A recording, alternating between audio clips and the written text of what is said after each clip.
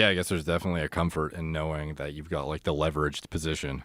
Do you have like specific goals like for your success? Like your podcast, you're saying essentially your YouTube show, you really didn't start out to do it. You didn't have it in mind like this is what I'm going to do. I'm going to do a podcast on, male enhancement and betterment and, improving your life, and this is going to be super successful, and I'm going to be on YouTube with 1 million followers. You didn't have these goals, right?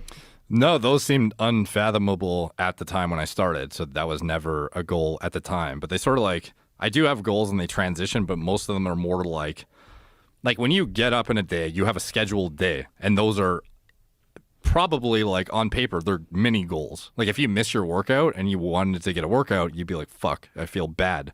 Yeah. Because you didn't do your goal. So for me, I started to develop more, kind of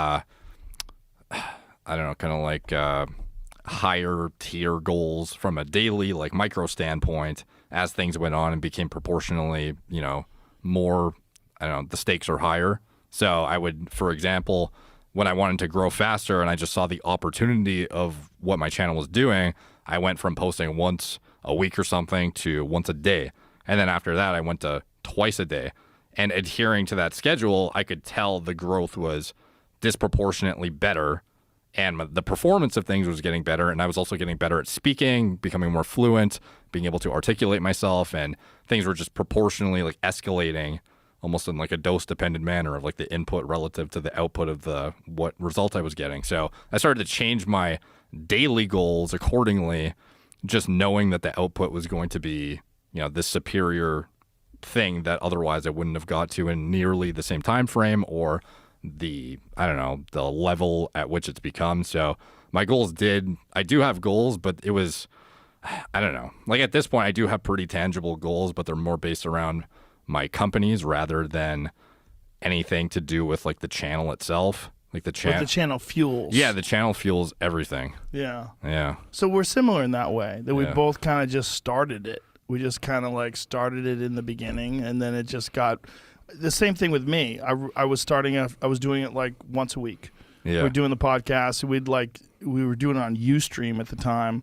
And me and my friend Brian, and we were watching this little chat thing, and we would like answer questions on Twitter and shit. It was just fucking around. It was all fucking around. And then when the numbers started rolling in, and then I got better at it too. That was the other thing. It's like I realized somewhere along the line, like a couple years in, like this is something you could actually get better at. Yeah. You get better at conversations.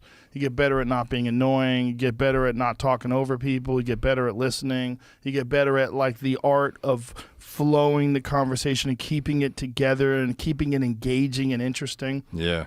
And then I realized that if I do it more days, more than once a week, then you'll have more people pay attention. That's what I'd said to a lot of my comedian friends.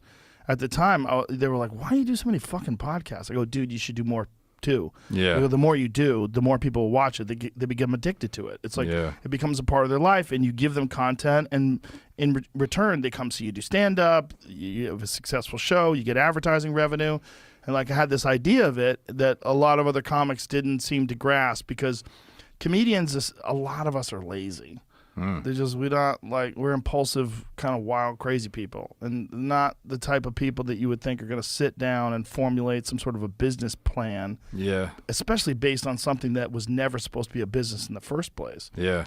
And then as time went on, I really started saying, okay, now I need like a real legit professional studio. Now I need a legit this. And then the big thing was like moving here, like moving to Texas was like, because it was kind of risky.